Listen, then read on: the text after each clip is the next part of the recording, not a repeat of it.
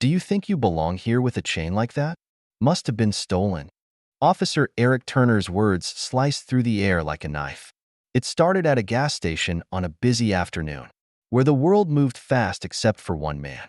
His hands shook slightly as he filled his tank, the faint shine of a gold chain glinting under the sunlight. It wasn't just jewelry, it was a piece of history, a story, a connection to someone long gone. He had worked tirelessly to keep it close to his heart. But today that symbol of pride would be stripped from him in the cruelest way. The man froze, confusion washing over him.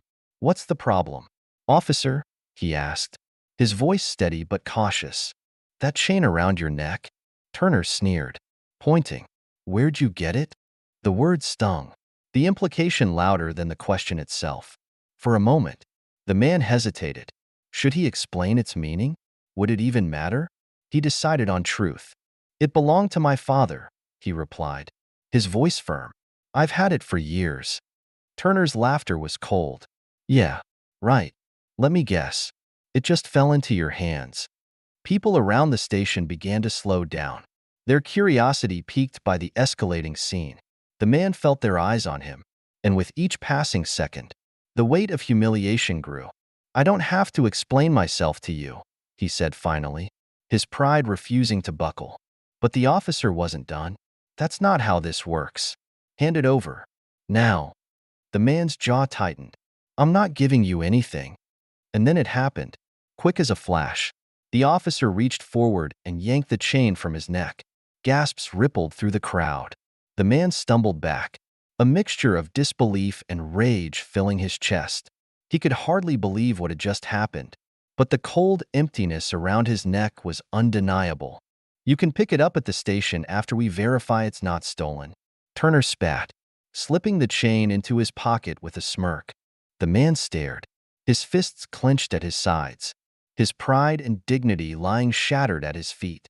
The officer turned on his heel, heading back to his car, radiating power and smug satisfaction. The onlookers whispered amongst themselves, their words a mix of pity and fear. But just as Turner reached for his car door, something changed. A black SUV screeched into the lot, tires squealing. Out stepped a man in a suit, his badge gleaming under the sun. "What's going on here?" he demanded, his tone sharp and unyielding. The officer turned, his expression faltering for the briefest moment before slipping back into arrogance. "Just handling business," he replied, motioning toward the man still standing by the pump. The man in the suit didn't buy it. He turned to the victim, his eyes narrowing. "Are you okay?" he asked gently. The man hesitated, but he nodded. "He took my chain," he said quietly, his voice trembling with a mix of anger and humiliation. The man in the suit's jaw tightened. "He did what?" For the first time, the officer looked uneasy. "It's procedure," he said quickly, avoiding eye contact. He couldn't prove it was his. The man in the suit stepped closer, his presence commanding. "Let me see it." The officer's hesitation was telling. Slowly, he reached into his pocket and pulled out the chain. But as he held it up, the man in the suit's expression darkened. "You just made the biggest mistake of your career," he said, his voice low but filled with fury. The officer's face paled. "I was just—" "Save it." The man in the suit cut him off. "This isn't over." The officer's smirk had vanished.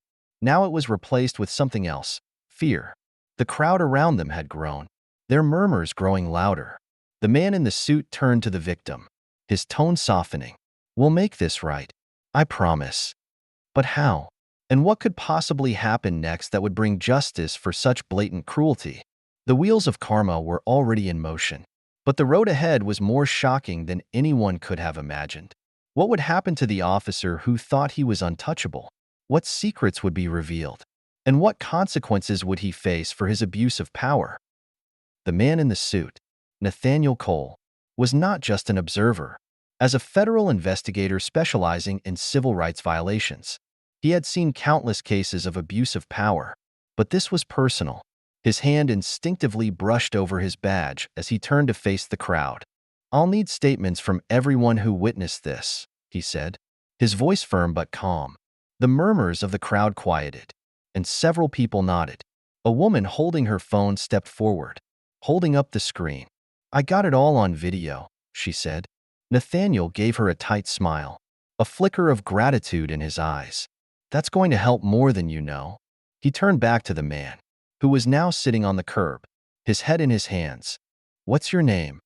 Nathaniel asked gently. "Thomas Reed," the man replied, his voice barely above a whisper. Nathaniel crouched down to meet his gaze. "Thomas, I'm sorry this happened to you. I'm going to make sure this officer is held accountable, but I'll need your cooperation. Can you do that?" Thomas lifted his head, his eyes filled with a mix of doubt and hope. I just want my father's chain back," he said. Nathaniel placed a reassuring hand on his shoulder. "You'll get it back, and more. We're not letting this slide." The next morning, Nathaniel was in his office reviewing the video footage from the incident. The evidence was damning. It clearly showed Turner's aggression, the unnecessary confrontation, and the blatant theft. Alongside the statements from witnesses, Nathaniel knew he had a strong case. His phone buzzed, pulling him from his thoughts. It was an email from his supervisor, Janet Holbrook, with the subject line, "Urgent, follow up on gas station incident." Nathaniel opened the email and quickly scanned its contents. Janet wanted a comprehensive report ready for submission to Internal Affairs and the state's attorney's office. She had attached several documents, including Turner's personnel file. As Nathaniel read through the file, he wasn't surprised to find a troubling pattern. Turner had a history of complaints filed against him, most dismissed due to lack of evidence. But now, with the video and witness statements, there was no escaping accountability. At the precinct, Turner's demeanor had shifted. Gone was the smug arrogance he had displayed at the gas station. He was now subdued, pacing nervously in the break room. Word of the incident had spread among his colleagues, and the atmosphere was thick with tension. "You really stepped in it this time, Eric," one officer muttered, shaking his head as he walked past. Turner scowled but said nothing. He knew he had to come up with a plan, fast. His first instinct was to deny everything, but he wasn't sure if that would hold up against the mounting evidence. Nathaniel's investigation was moving quickly. By the end of the week, he had enough to file formal charges against Turner. But he wasn't stopping there. He wanted to uncover the deeper issues within the department, the systemic failures that had allowed officers like Turner to operate with impunity. He started reaching out to community leaders, victims of police misconduct, and former officers who had left the force in frustration. The stories he heard were harrowing but not unexpected. Each testimony painted a picture of a department plagued by a toxic culture of silence and complicity. One name kept coming up in his interviews, Captain Ronald Hayes. As the head of Turner's precinct, Hayes had a reputation for overlooking complaints and protecting his own. Nathaniel knew that if he wanted to enact real change, Hayes would need to be held accountable as well. Meanwhile, Thomas was beginning to regain some of his confidence. With Nathaniel's support, he had filed an official complaint and agreed to testify if needed. But the emotional toll of the incident lingered. "It's not just about the chain," Thomas admitted to Nathaniel during one of their meetings.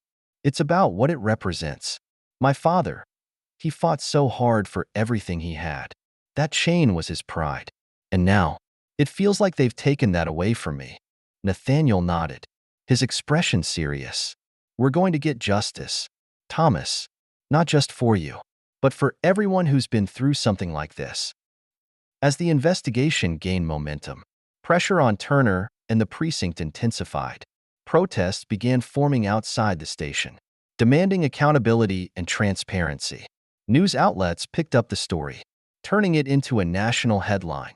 For Nathaniel, the stakes had never been higher. This wasn't just about one officer. It was about challenging a system that had allowed abuse of power to thrive for far too long. And he was determined to see it through, no matter the cost.